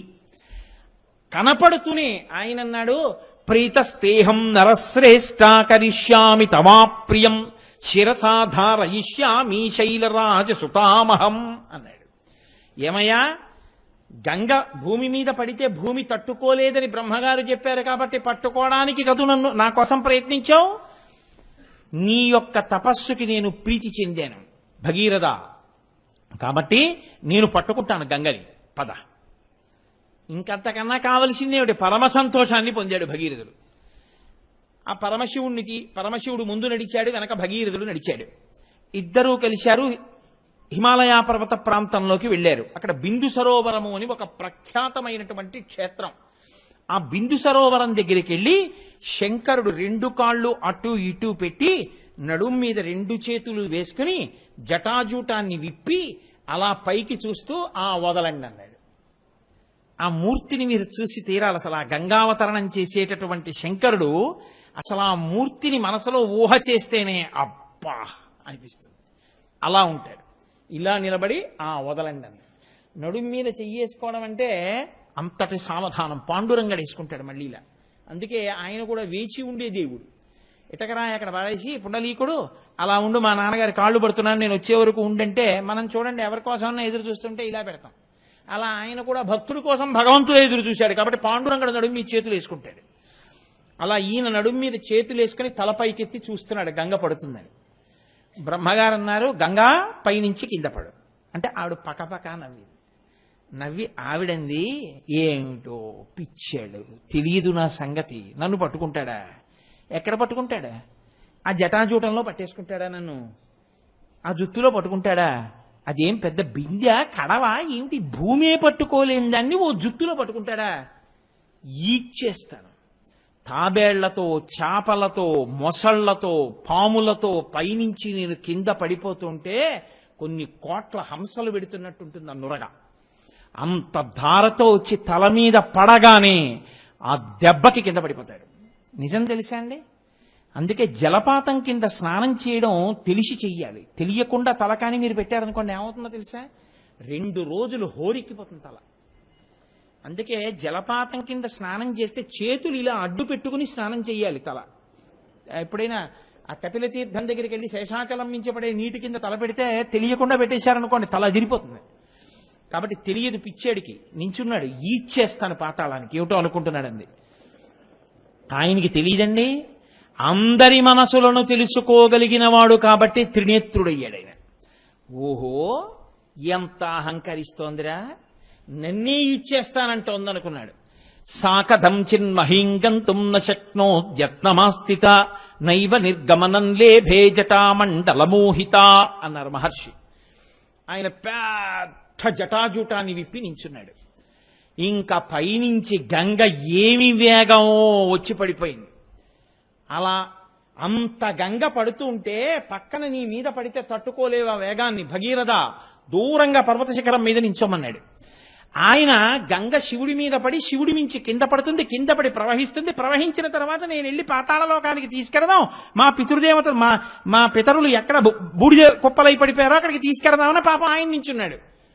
గంగ పడ్డం కనపడుతోంది, చుక్క కింద పట్టలేదు. ఆ జటాజూటంలో ఉండిపోయింది. ఎన్నేళ్ళు? అలా కొన్ని వందల సంవత్సరములు పడుతూనే ఉంది గంగ. ఆయన అలా నిలబడే ఉన్నాడు. చుక్క నీరు ఇలా కూడా జారట్లేదు. అంత పెద్ద జటాజూటాన్ని నిర్మాణం చేశాడు. వ్యోమకేశ అందులో ఉండిపోయింది. అందులో అలా తిరుగుతూనే ఉంది. ఇప్పటికీట ఆ గంగ యొక్క తడి ఉండిపోయి ఆయన నాట్యం చేస్తుంటే ఆ తడి జటలు విచ్చుకుంటాయిట. విచ్చుకున్నప్పుడు ఆయన సోయగం గురించి ఆ పతంజలి వ్యాఘ్రపాదుడు నిలబడి చూస్తుంటారు ఆ శివతాండవాన్ని. ఏమీ అందం! అందుకే అసుర సంధ్య వేళలో శివాలయానికి వెడితే అందరి దేవతల దర్శనం అయిపోతుంది. రావణాసురుడు అదే కోరుకున్నాడు. జటాటవీగలజ్జల ప్రవాహ పావితస్థలే గళేవలం జలంబితాంబుజంగతుంగమాలికాం ఢమ ఢమ ఢమ ఢమ నినాదమడ్డవర్వయం చకార చండ తాండవంతనోతు శివ శివం జటాకటాహ సంభ్రమ భ్రమం నిలింప నిర్ఝరీ విలోల వీచి వల్లరీ విరాజమానమూర్ధని ధగద్ధగద్ధగజ్జలల్లలాట పట్ట పావకే కిశోర చంద్రశేఖరే రతి ప్రతిక్షణం మమ ధరాధరేంద్ర నందినీ విలాస బంధు బంధురస్ఫురద్దిగంత సంతతి ప్రమోదమాన మానసే కృపాకటాక్షధోరణి నిరుద్ధదుద్ధరాపదిక్వచిద్దిగంబరే మనో వినోదమేతు వస్తుని అగర్వ సర్వమంగళా కళాకదంబ మంజరీ రసప్రవాహ మాధురీ విజృంభణా మధువ్రతం స్మరాంతకం పురాంతకం భవాంతకం మకాంతకం గజాంధకాంతకాంతకంతమంతకాంతకం భజే వృషద్విచిత్రతల్పయోర్భుజంగముక్తికస్రజో గరిష్టరత్నలోష్టయో సుహృద్విపక్షపక్షయో తృణారవింద చక్షుషో ప్రజామహీ మహేంద్రయో సమప్రవర్తయన్మనః కదా సదాశివం భజే కదా నిలింప నిర్ఝరీ నికుంజకోటరే వసన్ సదా విముక్త నిర్ముతి సదా శిరస్తమంజలిం వహన్ విముక్తలోలలోచనల్లలాటపాల లగ్న కస్సివేతి మంత్రముచ్చర సదా సుఖీ భవామ్యహం అని స్తోత్రం చేశాడు శివుణ్ణి. ఈశ్వరా, నువ్వు తాండవం చేస్తుంటే, నువ్వు గిర్ర గిర్ర గిర్ర గిర్ర తిరుగుతుంటే, ఆ లోపల ఉన్నటువంటి గంగ కూడా బిందెలో తిరిగినట్టు తిరుగుతూ ఉంటే, ఆ తుంపర్లు బయటపడుతుంటే, ఎర్రటి జటలు తడి జటలు విచ్చుకుని అటు ఇటు పడుతుంటే, నువ్వు గిర్ర గిర్ర తిరుగుతుంటే, ఆ భస్మ కింద రాలుతుంటే, పావులు కిందకి పడిపోకుండా పట్టుకుని బుసలు కొడుతూ కోరలు కనపడేటట్టు నోళ్లు విప్పి నిలబడితే, గట్టిగా నీ ఒంటికి చుట్టుకునుంటే, అమ్మవారు పక్కన లాస్యం చేస్తుంటే, మహావిష్ణువు మధ్యలు మోగిస్తుంటే, గణపతి కీర్తన చేస్తుంటే, నువ్వు ఆ కైలాస పర్వతం మీద అసుర సంధ్య వేళలో తాండవం చేస్తుండగా, నేను కాశీపట్టణంలో ఆ గంగానదిలో ఉన్నటువంటి ఒక సైకతం మీద ఒక పొదరింటిలో కూర్చుని 3 కన్నులు కలిగినటువంటి నిన్ను పంచాక్షరీ మహామంత్రంతో జపం చేసి ఆ తాండవం చేస్తున్నటువంటి పరమశివాని దర్శనాన్ని ఎప్పుడు పొందుతానో అని స్తోత్రం చేశాడు. అటువంటి తాండవం చేసేటటువంటి వాడు. అందుకే ఆయన పేరు చెప్తే చాలు వెంటనే గంగా అంటారు. అలా గంగని పట్టి కొన్ని సంవత్సరములు ఉండిపోయాడు. అలా తిరుగుతోందంతే ఆవిడ.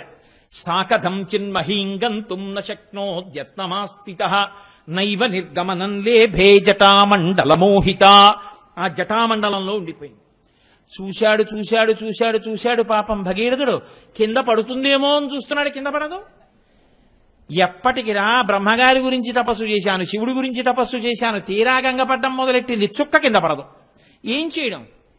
మళ్లీ పరమశివుడి గురించి మళ్లీ తపస్సు మొదలు పెడితే శంకరుడు అన్నాడు, గంగ అహంకరించింది, కట్టేశాను. నువ్వు కోరుకున్నావు కాబట్టి విడిచిపెట్టేస్తున్నాను. ఇప్పుడు గంగకి తెలిసి వచ్చింది, ఓహో శంకరుడి జటాజూటం అంటే ఇలా ఉంటుందని. అప్పటి నుంచి కోరుకుందిట, ఉంటే ఇక్కడే ఉంటానని. మహానుభావుడి జటాజూటంలో పడ్డాను చాలని ఆయన విడిచిపెట్టాడు. సాకథం చిన్మహీంగంతుం, వెంటనే గగనా శంకర స్థిత తతోధర నిమాశ్రిత వ్యసర్పత జలం తత్ర తీవ్ర శబ్ద పురస్కృతం అంటారు. ఆ ఆకాశంలోంచి గంగ పెద్ద ధార కింద పడిపోతుంటే ఆ పక్కన పెద్ద పెద్ద నురగ తుంపర్లు లేచాయి. అప్పటికి ఎప్పటి నుంచో పడిపోతోందేమో, ఆ చుట్టుపక్కలంతా మంచులాగా పట్టేసింది. కొన్ని లక్షల హంసలు వచ్చి నిలబడితే ఎలా ఉంటుందో అంత తెల్లటి పొంగు నురుగు, అంత నీటితో ఆ జటాజూటం ఉంది. ఇంకా కొన్ని వేల సంవత్సరములు పడ్డా జటాజూటంలో పడతాడు ఆయన. అటువంటి గంగని ఇప్పుడు ఆయన ఒక్కసారి విడిచిపెట్టేశాడు. విడిచిపెట్టేసేటప్పటికి కుండలోంచి నీరు అన్ని పక్కల నుంచి పడిపోయినట్టు, అందులోంచి పడిపోయినటువంటి నీరు తూర్పు దిక్కుకి 3 ప్రవాహాలు వెళ్ళిపోయాయి. 3 పాయలు తూర్పు దిక్కుగా ప్రవహించి వెళ్ళిపోయాయి. నళిని, లాదిని, పాదిని. పశ్చిమ దిక్కుగా 3 పాయలు వెళ్ళిపోయాయి. అవే సుచక్షువు, సీత, సింధువు. 7వ పాయ భగీరథుడున్న వైపుకి వెళ్ళింది. ఇప్పుడిది దేవతలు చూశారట. ఒరే, ఇంతకు ముందు అన్నాడు చూడలేదు. ఏమి గంగావతరణం రా! ఆకాశ గంగ పైనుంచి శివుడి మీద పడుతోంది. శివుడి జటాజూటంలోంచి ఆయన శరీరాన్ని తాకి హిమాలయాల మీద పడుతోంది. హిమాలయాల్లోంచి భూమి మీద పెడుతోంది. భూమి మీద ముందు భగీరథుడు వెడుతున్నాడు. భగీరథుడి రథం వెనక గంగ వెళ్ళిపోతోంది. యథా భగీరథో రాజా తతో గంగా యశస్విని జగామ సరితా శ్రేష్ఠ సర్వ పాప ప్రణాశిని. ఆ గంగ భగీరథుడి రథం వెనకాల వెడుతోంది. అందులో ఎండ్రకాయలు, తాబేళ్లు, మొసళ్ళు, పాములు అన్నీ అందులో ఆ ప్రవాహంలో వెళ్ళిపోతున్నాయి. అబ్బబ్బబ్బా, ఏమి గంగావతరణం చూద్దాం రందని దేవతలు, యక్షులు, గంధర్వులు, కిన్నెరులు, కింపురుషులు, మహోరగాలు అన్నీ కూడా తమ తమ లోకాలన్నీ ఖాళీ చేసేసాయి. రథాలెక్కి, ఎవరి వాహనాలెక్కి వాళ్ళందరూ వచ్చేశారు. వచ్చేసి వాళ్ళందరూ ఆ గంగా ప్రవాహం భగీరథుడి రథం వెనకాల వెళ్ళిపోతుంటే చూద్దాం రండి అని అందరూ ఆ ప్రవాహం వెనకాల వెళ్ళిపోతున్నారు. మధ్యలు వాయించేవాళ్ళు మధ్యలు వాయిస్తున్నారు, నాట్యాలు చేసేవాళ్ళు నాట్యాలు చేస్తున్నారు. అంత పెద్ద ప్రవాహం పడిపోతుంటే తల పెడితే తల బద్దలైపోతుంది. కాబట్టి తత్ర దేవర్షి గంధర్వాహ వసుధా తలవాసినః భవాంగపతితంతో యం పవిత్రమితి పస్పృశు. పరమశివుడి యొక్క తలకి పరమశివుడి యొక్క ఒంటికి తగిలింది కాబట్టి ఇప్పుడు గంగకి పాపములు పోగొట్టగలిగిన శక్తి వచ్చింది. మహానుభావుడు, ఆయన ఒంటికి తగిలింది గంగ కాబట్టి ఇప్పుడు గంగకి శక్తి అని వాళ్ళు తల పెట్టలేక భవాంగపతితంతో యం పవిత్రమితి పస్పృశు. ఆ గంగలో చేయిపెట్టి నీళ్లు తీసి ఇలా చల్లుకున్నారు. గంగ తల మీద పడగానే ఒక చుక్క వాళ్ళ పాపరాశులన్నీ ధ్వంసమైపోయి వెంటనే వాళ్ళు ఉత్తమమైన రథాలెక్కి మహాపాపాలు చేసుకున్న వాళ్ళు, శాపాల్లో ఉన్న వాళ్ళు అందరికీ విమోచనం అయిపోయి ఒక్కసారి వాళ్ళందరూ దివ్య రథాల్లో దేవలోకాలకు వెళ్ళిపోతున్నారు. దేవలోకాల్లో ఉన్న వాళ్ళందరూ రే గంగావతరణం శివుడి మించి పడుతోంది, రండి స్నానం చేద్దామని వాళ్ళందరూ వచ్చి గంగలో మునకలేసేస్తున్నారు. నీళ్లు జల్లేసుకుంటున్నారు. పాపాలు పోయి పైకి వెళ్ళిపోయే వాళ్ళు, పైనుంచి స్నానాలకు వచ్చేసేవాళ్ళు, ముందు భగీరథ రథం వెనకాల వెళ్ళిపోతున్న గంగ వెంట వెళ్ళిపోతున్నటువంటి దేవతలు, యక్షులు, గంధర్వులు, కిన్నెరులు, కింపురుషులు, అప్సరసలు నాట్యం చేస్తూ వెళ్ళిపోతున్నారు. ఇంతమంది ఆశ్చర్యం. మొత్తం 33 కోట్ల మంది దేవతలు ఆకాశంలో నిలబడి ఆ ప్రవాహం వెళ్లడం, భగీరథుడు వెళ్లడం చూస్తున్నారు. కొన్ని చోట్ల వంకరగా వెడుతోంది, కొన్ని చోట్ల నిలువుగా వెడుతోంది, కొన్ని చోట్ల పైకెక్కుతోంది, కొన్ని చోట్ల కింద పడుతోంది, ఒక చోట తన ప్రవాహాన్ని తానే ఢీకుంటోంది, ఒక చోట సుడిగుండం తిరుగుతోంది, ఒక చోట తుంపర్లు చిమ్ముతోంది. రంగతుంగ తరంగ సంఘములతో రంజిల్లు ఘోషంబుతో బంగారంబగు పొంగుతో నురగతో పువ్వాట తుంపర్లతో భంగుల్ సల్పుతు జంఘలించుతున్న భోభాగము నుండి జారన్ గంగమ్మను దల్చితే శిరమునన్ రంజిల్లుతున్ శంకరా. మహానుభావుడు ఆ నురగతో తుంపర్లతో పడిపోతున్నటువంటి ఆ గంగని పట్టి 7 ప్రవాహాల కింద విడిచిపెడితే ఒక ప్రవాహం భగీరథుడి వెనకాల వెళ్ళిపోతుంటే అందరూ సంతోషంగా అనుగమిస్తున్నారు. అక్కడే జహ్ను మహర్షి తపస్సు చేస్తున్నారు. ఆయన యజ్ఞవాటాన్నంతటినీ ముంచెత్తేసింది గంగ. ఎప్పుడైతే తను చేస్తున్నటువంటి యజ్ఞవాటాన్ని ముంచెత్తిందో ఆయనకి కోపం వచ్చి, ఋషే కదండి, ఒక్కసారి దాన్ని అంతటినీ చేత్తో పట్టుకు తాగేశారు. ఇప్పటి వరకు కనపడినటువంటి అంత పెద్ద గంగా ప్రవాహం చుక్క నీరు లేకుండా మళ్ళీ మట్టి భూమి కనపడ్డాయి. అయ్యయ్యయ్యో, ఇదేం ఆశ్చర్యం రా! జహ్నువు తాగేశాడు నీళ్లన్నీ. పాపం ముందు పెడుతున్న భగీరథుడికి వెనకాల గంగ చప్పుడు వినపడలేదు, నీటి చప్పుడు, ప్రవాహం వేగం. ఇదేమిటని వెనక్కి తిరిగి చూశాడు, చుక్క నీళ్లు లేవు, ఎండిపోయింది. ఏమైపోయింది గంగ అన్నాడు. జహ్ను మహర్షి యజ్ఞకవాటాన్ని ముంచెత్తింది, కోపం వచ్చి ఆయన తాగేశాడన్నారు. ఇది భగీరథ ప్రయత్నం అంటే. ఆయన మళ్లీ వచ్చి ఆయన కాళ్ళ మీద పడ్డాడు. అయ్యో, మా పితరులని రక్షించుకోవడానికి తీసుకెడుతున్నానయ్యా, ప్రవాహం అన్న తర్వాత ముంచెత్తడం దాని లక్షణం, నీ జోలికి రాకుండా ఉండవలసింది, కానీ మాకేం తెలుసు, మన్నించి విడిచిపెట్టమన్నాడు. దేవతలందరూ వచ్చి ప్రార్థించారు. పాపం ఎంత కష్టపడ్డాడు, 1 రోజా 2 రోజులా, ఎంత కష్టపడి తెచ్చుకున్నాడు, విడిచిపెట్టేవయ్యా అన్నారు. అంటే ఆయన అన్నాడు, తాగేశాను కదా గంగని, కాబట్టి కుడి చెవిలోంచి వదిలేస్తానన్నాడు. తస్మాత్ జహ్ను సుతా గంగా జాహ్నవి. ఆవిడ ఆ జహ్ను మహర్షి యొక్క కుడి చెవిలోంచి విడిచిపెట్టబడింది కాబట్టి, ఆయన శరీరంలోంచి బయటికి వచ్చింది కాబట్టి తనూభవ అంటే కూతురైంది. కాబట్టి ఆవిడ్ని జాహ్నవి అని దేవతలందరూ కూడా పిలవడానికి ఒప్పుకున్నారు. కాబట్టి జహ్ను మహర్షి యొక్క పేరు మీద ఆయనకి కూతురైంది. ఇప్పుడు జాహ్నవి అన్న పేరుతో గంగ మళ్ళీ భగీరథుడి వెనకాల మళ్ళీ ప్రవాహం మొదలుపెట్టింది. అందుకే అప్పటి నుంచి ఇప్పటి వరకు ఆ గంగ యొక్క అంశ ప్రతి జీవులకి కుడి చెవిలో ఉంటుంది. పూజ చేసేటప్పుడు ఆవలించిన, తుమ్మిన, దగ్గిన, శరీరంలోంచి నవరంధ్రాలలోంచి ఎట్నించన్న గాలి బయటికి వెడితే ఆ పూజ అక్కడతో పూర్తయిపోతుంది. ఆ తర్వాత చేసే పూజ ఇంకా లెక్కలోకి తీసుకోరు. కాబట్టి మళ్ళీ నవరంధ్రములలోంచి గాలి బయటికి వెళ్ళిందో మళ్ళీ స్నానం చేసి వచ్చి మళ్ళీ పూజ చేయాలి, ఆచమనం చేసి. మళ్ళీ లేచి స్నానం చేసి మళ్ళీ వచ్చి కూర్చుంటే మాత్రం మళ్ళీ నీకు నవరంధ్రాల్లోంచి గాలి వెళ్ళదని గుర్తేమిటి?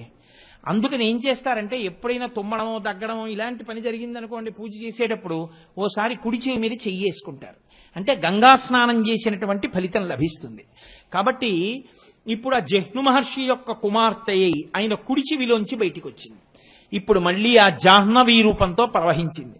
ఆ భగీరథుడు ముందు రథం మీద వెళ్లి పాతాళలోకానికి తీసుకెళ్లాడు. పాతాళలోకంలోకి వెళ్లి ఆ సగరులు 60,000 మంది యొక్క బూది కుప్పల మించి ప్రవహించింది. ప్రవహించగానే వాళ్ళందరికీ దాహం తీరి వాళ్ళు ప్రేతత్వం నుంచి విముక్తి పొంది వాళ్ళందరూ ఉత్తమ లోకాలకి వెళ్ళిపోయారు, 60,000 మంది. వెంటనే చతుర్ముఖ బ్రహ్మగారు వచ్చి అన్నారు, ఉరే నాయన, అనన్య సామాన్యమైన కార్యం రా, లోకంలో ఎవరు చెయ్యలేరు, అసలు ఊహించలేరు. నా గురించి తప్పించావు, పరమశివుడి గురించి తప్పించావు, ఆయన పట్టేస్తే మళ్లీ తప్పించావు, జహ్నువు తాగితే ప్రార్థించావు, నీ పితరుల కోసం ఇంత శ్రమ పడ్డావు, వాళ్ళని పితృదేవతా స్థానంలోకి తీసుకెళ్లి ఉత్తమగతులు కల్పించావు.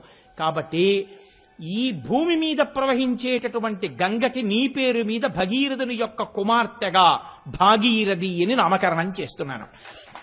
కాబట్టి ఆకాశంలో ప్రవహించేటటువంటిది దేవగంగ, భూమి మీద ప్రవహించేది భాగీరథి, మళ్ళీ పాతాళలోకంలో ప్రవహించేటటువంటిది ఒక గంగా ప్రవాహం. కాబట్టి ఆవిడికి త్రిపథగా అని పేరు వచ్చింది.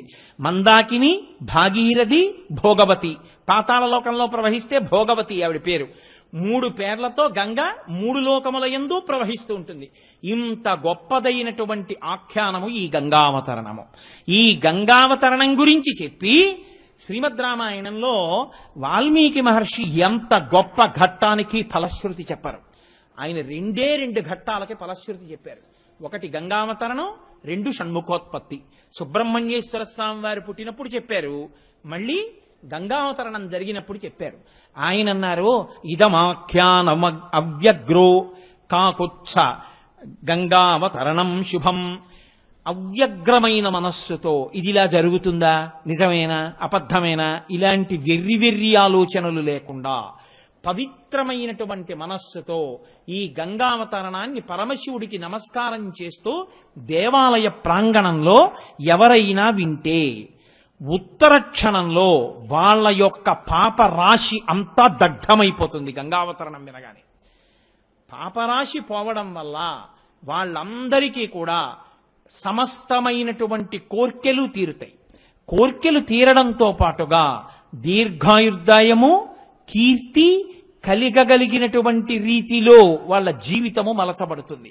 కాబట్టి గంగావతరణం అనేటటువంటి ఘట్టము అంత ప్రఖ్యాతమైన ఘట్టము అని వర్ణించారు. ఎంతో మంది పెద్దలు ఇప్పటికీ గంగ దగ్గరికి వెడుతుంటారు, గంగలో స్నానం చేస్తుంటారు, పాపములన్నిటినీ పోగొట్టుకుంటూ ఉంటారు. గంగా స్నానం అంత గొప్పది ఎందుకైందో తెలుసా అండి? ఒక్కటే కారణం. గంగకంత గొప్పతనం రావడానికి పరమశివుడి యొక్క శరీరములకు తగలడమే కారణము. వాల్మీకి మహర్షి రామాయణంలో తీర్పు చెప్పారు, భవాంగపతితం తోయం. పరమశివుని ఒంటికి తగిలింది కాబట్టి గంగకు ఆనాటి నుండి ఈనాటి వరకు పాపములను పోగొట్టగలిగినటువంటి శక్తి కలిగి ఉన్నది. కేవలం వెళ్ళి ఒక మునక వేస్తే చాలు. అందుకే శంకరాచార్యుల వారు భజగోవిందం చేస్తే భగవద్గీత కించిదధీత గంగాజలలవకణికాపీత సకృతపయేన మురారి సమర్చ క్రియతే తస్య యమేన నచర్చ అంటారు. లోకంలో ఎవరైనా సరే భగవద్గీత కించిదధీత, కొంచెం భగవద్గీతని ప్రసన్నమైన మనస్సుతో నేర్చుకుందాం, అనుష్ఠిద్దామని భగవద్గీత చదివితే అటువంటి వారు కాని గంగాజలలవకణికాపీత, గంగానదిలో ఉండేటటువంటి నీటి బొట్టుని నాలుక మీద వేసుకుని తాగినా, తల మీద చల్లుకున్నా, గంగాజలలవకణికాపీత సకృతపియేన మురారి సమర్చ, ఒక్కసారి జీవితంలో కన్నుల ఆనంద బాష్పములు కారేటట్టుగా పరమ ప్రసన్నమైన మనస్సుతో పరమభక్తితో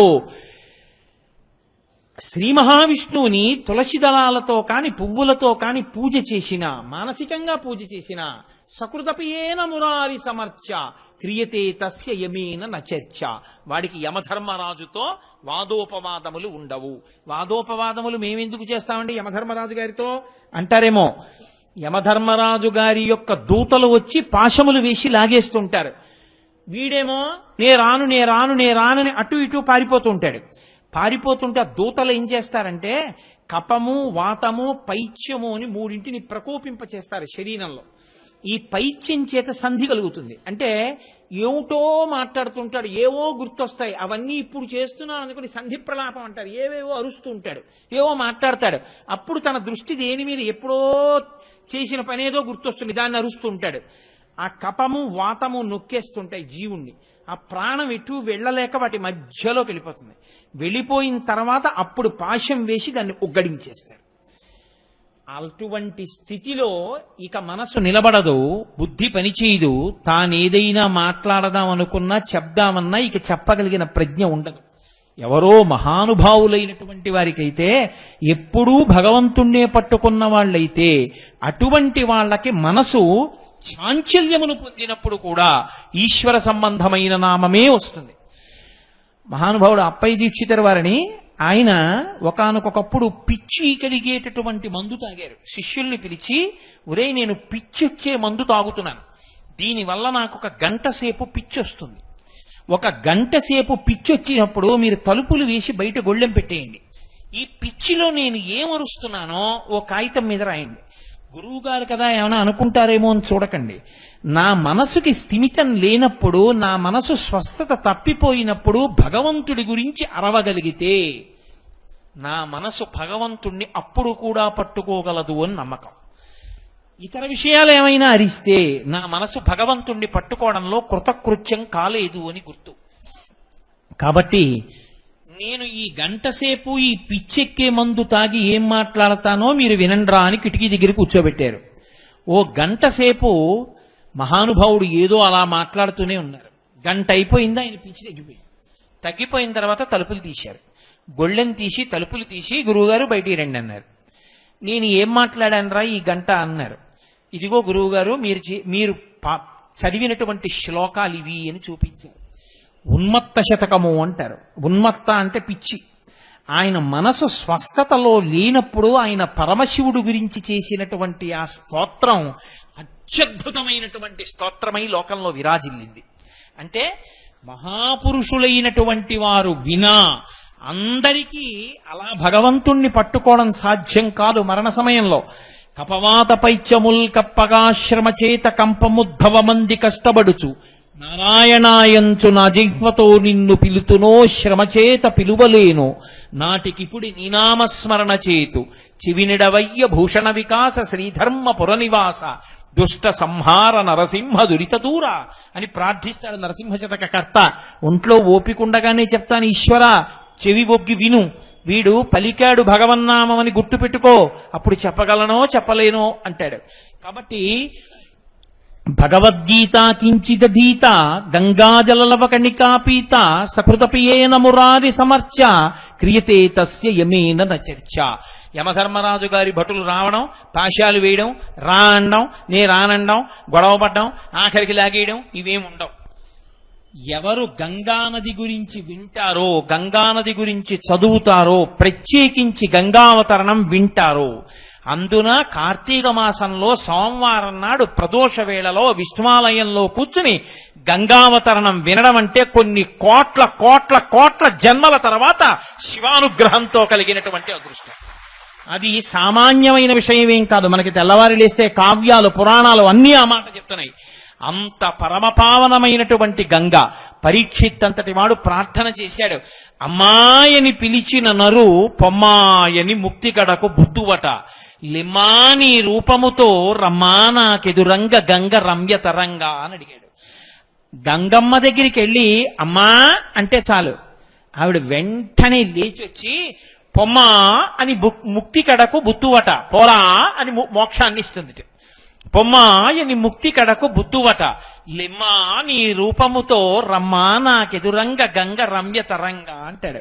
రమ్యమైన తరంగములతో ఉన్న ఓ గంగమ్మ లేచి నాకెదురు రావా అని అడుగుతాడు. అందున కాశీగంగ కాశీగంగే, హరిద్వార్లోనూ గంగే, మిగిలిన చోట్ల గంగే. కానీ గంగకి కాశీలో అంత గొప్పతనం ఎందుకో తెలుసా అండి?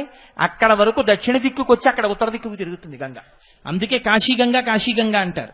మిగిలిన చోట్ల గంగ గంగ కాదేమిటి? కాశీ వరకు దక్షిణానికి వచ్చి కాశీలో ఉత్తరానికి తిరుగుతుంది.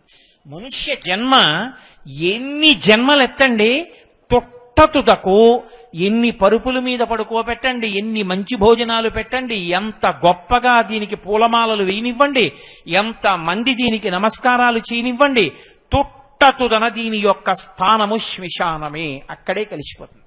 పార్వతీదేవి మహాభారతం అనుశాసనిక పర్వంలో పరమశివుణ్ణి అడిగింది, ఏమయ్యా నీకు ఈ శ్మశానం అంటే ఇంత ఇష్టం, ఎందుకు కూర్చుంటుంటావు ఇక్కడ అని అడిగింది. అడిగితే ఆయన అన్నాడు, పార్వతీ లోకంలో నువ్వు ఎక్కడికి వెళ్ళి చూడు, అది కుక్క నే మనిషి, అది పిల్లి ఇది కుక్క, అది పక్షి ఇది పాము, ప్రతి వాళ్ళు ఉపాధి చూపించుకుని ఇది నేనని అహంకరించే వాళ్లే. ఒక చీమ కూడా నే చీమని కరుస్తానని అహంకరిస్తుంది. అందరి అహంకారాలు పోయి అందరూ వాళ్ళ అహంకార స్థానమైన శరీరములను విడిచిపెట్టేసి, వాళ్ళ ఐశ్వర్యాలు విడిచిపెట్టేసి, వాళ్ళందరినీ విడిచిపెట్టేసి, ఇంకా అహంకరించడానికంటూ ఏమీ లేకుండా అందరూ ఒక్కటిగా వచ్చి కూర్చునే ప్రదేశం ఇది ఒక్కటే. ఎవడూ గర్వపడ్డానికి ఏమీ లేదు ఇక్కడ. అందుకని బ్రహ్మజ్ఞానం అంటూ పుడితే ఇక్కడే పుట్టాలి. అందుకే జ్ఞానులందరూ ఇక్కడికి వచ్చి కూర్చుంటుంటారు. కాబట్టి పార్వతి అక్కడికెడితే ఉంది కొట్టుకోవడం, తిట్టుకోవడం, అహంకారాలు. ఇక్కడైతే ఉంది అహంకరించడానికి ఏమీ లేదు, అందరిది ఓటే స్థితి. కుక్కలో జీవుడు, పిల్లిలో జీవుడు, పాములో జీవుడు, తొండలో జీవుడు, మనిషిలో జీవుడు, పరిపాలకుడిలో జీవుడు, పరిపాలింపబడిన వాడి జీవుడు, అందరి జీవుళ్ళు ఒకటిగా వచ్చి జీవులే ఉంటారు ఇక్కడ. అంతే. అన్ని అహంకరించిన కాయములన్నీ కాష్టముల యందు కాలిపోతాయి. కాబట్టి సమానత్వమునకు వేదిక శ్మశానము. అందుకని ఇక్కడ కూర్చుని ఎరా ఇప్పుడు బుద్ధి వచ్చిందా అని చూస్తుంటా. ఇలా అన్నావే, అది ఏమైందిరా చూస్తున్నావా? ఈ బుద్ధి ముందుంటే మీ నాన్నగారిని తీసుకొచ్చావు, తాతగారిని తీసుకొచ్చావు, మామగారిని తీసుకొచ్చావు, ఈ బుద్ధి పెట్టుకుని ఉంటే ఇక్కడికి రాకుండా నేను నిన్ను వచ్చి పొందేవాడిని కదరా, చూసావా అని పాఠం చెప్తుంటాను. పార్వతి అందరి అహంకారాలు పోయేస్తాను. అప్పుడు వాళ్ళని చూస్తే ఎంత గమ్మత్తుగా ఉంటుందో తెలుసా? అందుకు కూర్చుంటాను అక్కడ. పరమశివుడు అంటే అంతటి మహాజ్ఞాని, అంతటి మహానుభావుడు. కాబట్టి ఆ గంగావతరణ ఘట్టము అంత గొప్పది. గంగ ప్రవహిస్తుంది. గంగ నిలబడిపోయింది అనుకోండి, ఉపయోగం లేదు. గంగ ప్రవహించి వెళ్ళిపోతుంది. ఇంతకీ నేను ఎక్కడ మొదలు పెట్టాను? ఏ జన్మలో ఉండండి, ఏ శరీరంలో ఉండండి, అన్ని శరీరాలు దక్షిణ దిక్కుకు వెళ్ళిపోతాయి. ఎందుకంటే దక్షిణ దిక్కు యమస్థానం. అందరూ యమధర్మరాజు గారి యొక్క పాశములకు పడిపోయేవారే. ఎవ్వరో కోట్ల కోట్ల కోట్ల కోట్ల మందిలో ఒక్కడు మాత్రమే ఉత్తరాభిముఖుడు అవుతాడు, దక్షిణానికి వెళ్లకుండా. ఉత్తర దిక్కునే ఉంటుంది, కైలాస పర్వతం ఉంటుంది. కైలాస పర్వతం మీద ఎవరుంటారు? మృత్యుంజయుడు ఉంటాడు. మృత్యువుని కాలుతో తన్ని మృత్యువుని శాసించగలిగిన వాడు ఉంటాడు. ఇంకా మళ్లీ పుట్టవలసిన అవసరం లేకుండా జనన మరణ చక్రము నుంచి పైకి రావాలి అంటే శివుడి యొక్క జ్ఞానమును పొందినవాడు, శివానుగ్రహమును పొందినవాడెవడో వాడే పునరావృత్తి రహిత శాశ్వత శివ సాయుధ్య స్థితిని పొందుతాడు. కాబట్టి దక్షిణ దిక్కుకు వెళ్లకుండా ఉత్తరానికి తిరిగిన గంగ కాశీలో ఉంది. కాబట్టి కాశీ గంగ అంత గొప్పది. అందుకని కాశీ వెళ్ళా గంగలో స్నానం చేశా, కాశీ వెళ్ళా గంగలో స్నానం చేశా అంటారు. మిగిలిన చోట్ల గంగ కాదేంటి? అది గంగే. మీరు చూడండి, గంగ యొక్క పవిత్రత అంటే ఎంత గొప్పదో తెలుసా అండి? మనం కలశపాత్ర పెడతాం, కలశపాత్రలో నీటిని తీసుకెళ్లి ఈశ్వరుడికి అభిషేకం చెయ్యం, నైవేద్యానికి ఉపయోగించాం. గంగే చ యమునే చైవ గోదావరి సరస్వతి నర్మదే సింధు కావేరి యోజలేస్మిన్ సన్నిధిం కురు అంటాం. అసలు ఇంకా విచిత్రం ఏమిటో తెలుసా? శ్రీనాథుడు భీమఖండం చేస్తూ ఒక మాట చెప్తాడు, పరమశివుడికి 4 భార్యలని. అందరూ పార్వతీదేవి అనుకుంటారు. నిజంగా అంటే మా స్వామికి 4 భార్యలు అనుకునేరు, ఆయనకు ఒక్కతే భార్య గౌరి.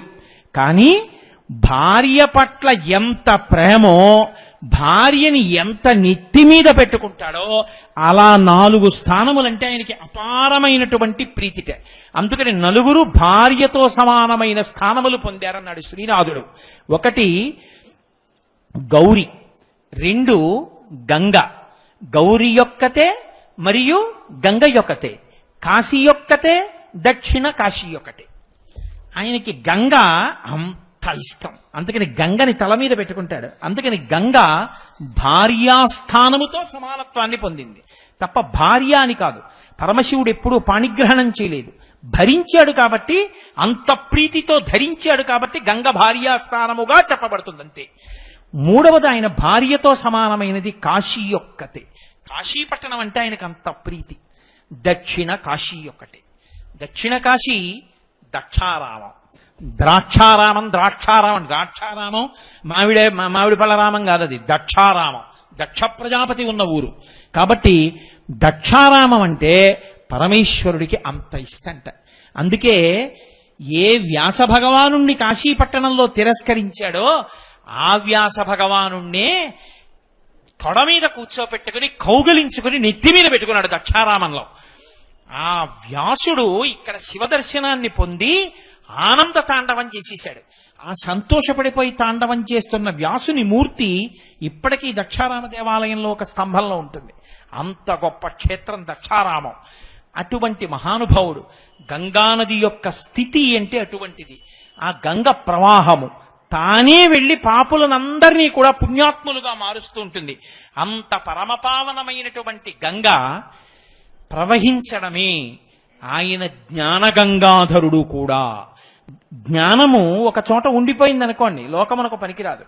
తన జ్ఞానమునందు, తన యొక్క పాండిత్యమునందు తనకి మోహం ఉందనుకోండి, నాకు తెలుసు నేను ఎందుకు చెప్పాలి అన్నాడు అనుకోండి, అది ఇంకెవరికి పనికిరాదు.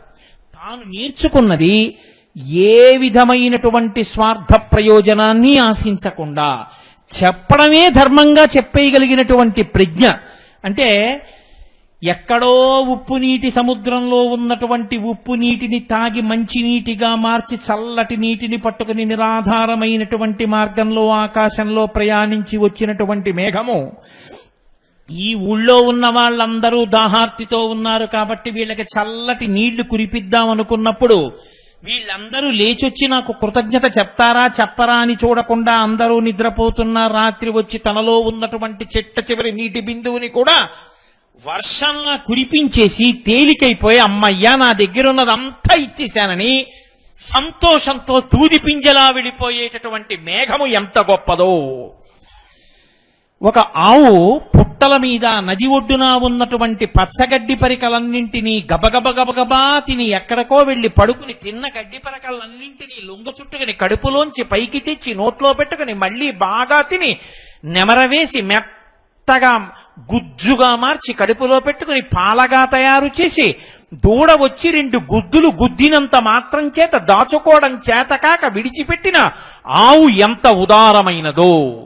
అంత గొప్ప పువ్వులు పళ్ళు కాసినా పండినా ఒక్క పువ్వు తాను పెట్టుకోవడం గాని ఒక్క పండు తాను తినడం గాని చేతకానటువంటి చెట్టు ఎంత ఉదారమైనదో. అంత ప్రవహించి వెళ్ళినా ఒకడు అందులో అశుద్ధాన్ని విసర్జించినా మూత్రం పోసినా స్నానం చేసినా ముళ్ళ చెట్లు గీరినా రాళ్లు అడ్డుపడ్డా పైనుంచి కింద పడినప్పుడు తల బద్దలైనా ఆగకుండా ప్రవహించి వెళ్ళేటప్పుడు తనలో స్నానం చేసినటువంటి వాళ్ళందరి యొక్క పాపములను కడగగలిగినటువంటి గంగ కూడా అంత పునీతమై అంత స్వార్థము లేనిదై అంత పరమ ప్రఖ్యాతమై భారతదేశానికే గంగానది ఒక తలమానికమై గంగా అన్న పేరు చెప్తే చాలు పులకించిపోయి గంగా స్నానం చెయ్యని వాడు ఉండడు, గంగ చెంబు ఇంట్లో లేనివాడు ఉండడు. గంగ బిందువు తల మీద పడితే చాలు పొంగిపోతారు. గంగ పేరు చెప్పకుండా కలశపాత్రకి ఆవాహన కూడా చేయరు. అంత ప్రఖ్యాతమైనటువంటి నది గంగమ్మ. అందుకే కాశీలో పరమశివుడి దేవాలయంలో విశ్వేశ్వరుడికి ఎంత అభిషేకం ఆరాధన జరుగుతుందో సాయంకాలం వేళ గంగా నదికి అంత ఆరాధన జరుగుతుంది. గంగ హారతి అని ఆ హారతి చూడ్డానికి పడవల్లో ఎదురుగుండా కూర్చుంటారు. ఎంత మందో ఆ కాశీపట్టణం వెళ్లి శరీరాలు విడిచిపెట్టేసి ఆ వారణాసి రెండిటి మధ్యలో ఉన్నటువంటి అనేకమైనటువంటి ఆ నది యొక్క ఒడ్లు మీద అలా కాలిపోతుంటారు. ఆ మంటలు అసుర సంధ్య వేళ దాటిపోయిన తర్వాత మీరు పడవలో వెడుతూ చూస్తుంటే హరిశ్చంద్ర ఘాట్టు మణికర్ణికా ఘాట్టు ఇవన్నీ చూస్తుంటే ఇన్ని జ్వాలలో ఆ కాలిపోయే బూది అంతా అందులో కలిసిపోతుంది. ఆ గంగలో పడ్డవాళ్ళంటే నా ఉద్దేశ్యం శరీరం పడి విడిచిపెట్టమని కాదు, శరీరం పడిపోయిన తరువాత గంగలో కలిసిపోయిన వాళ్ళందరూ మోక్షం పొందుతారు. అందుకే యావత్ భారతంలో ఎక్కడ శరీరం పడిపోనివ్వండి, ఎక్కడ శరీరాన్ని కాల్చేయనివ్వండి. అస్థి సంచయనము అని మరునాడు పొద్దున్న వెళ్లి కొడుకు ఎముకలు తండ్రి గారి శరీరపు బూదీ తీసి ఒక కుండలో పెట్టి గుడ్డ కట్టి మూట కట్టి భార్య మెడలో ఉన్న బంగారాన్ని లాకర్లో దాచుకున్నట్టుగా తండ్రి శరీరం బూది కుప్పైపోయిన తర్వాత ఆ కుండని గుడ్డ కట్టి పేరు రాసి శ్మశానంలో లాకర్లో పెట్టి దాస్తారు. దాచి సాధ్యమైనంత తొందరగా, అయ్యో మా నాన్నగారు శరీరంతో 10 మాటలు వెళ్లి గంగలో స్నానం చేయలేకపోయాడు, గంగావతరణం చదువుకోలేకపోయాడు, గంగావతరణం వినలేకపోయాడు, గంగ చెంబు చూసి నమస్కారం చేయలేకపోయాడు. ఇటువంటి నాన్నగారి యొక్క చితాభస్మాన్ని గంగలో కలిపేస్తానని తాను బయలుదేరి కుండ పట్టుకుని వెళ్లి కాశీపట్టణంలో గంగానదిలో కలిపేసి వస్తారు. నాకు తెలుసున్నంత వరకు సనాతన ధర్మంలో ఉన్న వాళ్ళ శరీరాలలో, భారతదేశంలో పడిపోయిన వాళ్ళ శరీరాలలో 99 మంది శరీరములలో ఉన్నటువంటి బూది ఎముకలు గంగానదిలో కలిసి తీరుతాయి. ఇంత శవభస్మ చేరినా, ఇన్ని ఎముకలు చేరినా ఆ గంగానది జలాల్ని మీరు ఒక డబ్బాలో పట్టి తీసుకొచ్చి ఇంట్లో పెట్టండి. నేను ఒకసారి పరిశీలన కూడా చేశాను. ఎన్ని నెలలు ఉన్న తర్వాత అయినా గంగని ఒక పాత్రలో పోసి చూడండి, కొంచెం బూజు పట్టడం కాని, నలకలు కాని, పురుగులు పట్టడం కాని ఏమీ ఉండదు. ఎక్కడిది గంగకి ఆ పవిత్రత? ఎక్కడి నుంచి వచ్చింది శక్తి ఆ గంగకి? ఇప్పటికీ దేశ విదేశాల నుంచి ఎందరో కాశీ పట్టణానికి వచ్చి ఆ గంగలో స్నానం చేస్తుంటారు. గంగ భారతదేశపు సంస్కృతి సాంప్రదాయాల వారసత్వానికి చిహ్నం. భారతదేశంలో సనాతన ధర్మం మీద భక్తులకు ఉన్న పూనికకి గంగమ్మ చిహ్నం. మనకి నదులలో గంగమ్మ మీద ఉన్నంత భక్తి ఇంకా ఏ నది మీద ఉండదు. గోదావరమ్మ అనం, లేకపోతే నర్మదమ్మ అనం, గంగమ్మ అంటాం. అమ్మవారిని పార్వతమ్మ, లక్ష్మమ్మ అన్నట్టే నదులలో గంగని మాత్రం గంగమ్మ అంటాం. గంగమ్మ అని పేరు పెట్టుకుంటాం. గంగానమ్మ జాతర అని జాతర చేస్తాం. గంగ ఈ జాతి జీవనాడిలో కలిసిపోయింది. గంగ ఒకటి, సనాతన ధర్మం ఒకటి కాదు. సనాతన ధర్మమే గంగ, గంగయే సనాతన ధర్మం. అంత గొప్ప నది. ఆ నదికంత శక్తి రావడానికి కారణం మా స్వామి పరమేశ్వరుడు యొక్క శరీరమునకు తగిలి కింద పడ్డం. అందుకని ఆయన గంగాధర అన్న నామాన్ని పొందాడు. ఆయనే జ్ఞానగంగాధరుడై లోకమునకంతటికి జ్ఞానాన్ని కూడా పంచిపెడుతూ ఉంటాడు. అంటే ఆయన నుండే మొట్టమొదట ఆయన గురువుగా కూర్చుని లోకమునకు మొట్టమొదట విజ్ఞానాన్ని నేర్పడం మొదలుపెట్టాడు. అక్కడి నుంచి ఆ గురు పరంపర అలా కొనసాగుతూ వెళ్ళింది. అందుకే ఇప్పటికీ పూజలో కూర్చుంటే సదాశివ సమారంభాం శంకరాచార్య మధ్యమాం అస్మదాచార్య పర్యంతాం వందే గురు పరంపరాం అని పరమశివుడు దక్షిణామూర్తిగా కూర్చుని మౌనంతో జ్ఞాన ప్రకటనం చేసి జ్ఞానబోధ చెయ్యడం దగ్గర మొదలుపెట్టి ఆది గురువుగా కూర్చున్నటువంటి సదాశివుడు, మధ్యలో ఉన్నటువంటి శంకర భగవత్పాదులు, ఈనాటి వరకు ఈ 4 మాటలు చెప్పుకోగలిగాను అంటే దానికి కారణమైనటువంటి అస్మద్గురువరేణ్యులైనటువంటి బ్రహ్మశ్రీ మల్లంపల్లి అమరేశ్వర ప్రసాద్ శర్మ గారి వరకు మా గురు పరంపరకంతటికీ కూడా నమస్కారం అని గురువు గారికి నమస్కారం చేసి కూర్చుంటాం. పూర్తి చేస్తే మంగళాశాసన పరై మదాచార్య పురోగమై మా గురు పరంపరకు మంగళమగుగాక. కాబట్టి ఆ గురు పరంపర జ్ఞానాన్ని ఎప్పుడూ ఇస్తూ ఉంటుంది, పాపములు పోగొడుతుంది, పవిత్రతనిస్తుంది. ఆయన బాహ్యమునందు గంగాధరుడు, ఆంతరమునందు జ్ఞాన గంగాధరుడు. ఇన్నిటిని ధరించినటువంటి మహానుభావుడు నా తండ్రి శంకరుడు. కాబట్టి ఆయనకి గంగాధర, వ్యోమకేశ, కృపానిధి, జటాధరుడు, ఇన్ని బిరుదు నామాలు, ఇన్ని నామాలు వచ్చాయి. కాబట్టి ఒక 5 నామాలతో దండ కట్టాను ఇవాళ. మీ అందరూ సంతోషంగా ఇవాళ గంగావతరణం విన్నారు. కాబట్టి నేను ఇంకొక నామాన్ని ఇవాళ ముట్టుకోను, చాలు. నేను నిజం చెప్తున్నాను, మీరు నమ్మండి, త్రికరణ శుద్ధిగా చెప్తున్నాను. భగవానుడు శివాలయాన్ని పునర్నిర్మాణం చేస్తున్నారే, పిల్లలందరూ కలిసి, ఇంతమంది కలిసి తలో చెయ్యి వేసి గుడిని కట్టాలనుకుంటున్నారు. వీళ్ళని నేను అనుగ్రహించాలి అనుకున్నాడు. ఈ ధూర్తుడు అక్కడ ఇక్కడ తిరుగుతూ ఉంటాడు. వీడిని తీసుకొచ్చి కూర్చోబెడితే తెలిసో తెలీదో 4 మాటలు చెప్పుకుని వీడు పవిత్రుడవుతాడు. నన్ను కూర్చోబెట్టాడు.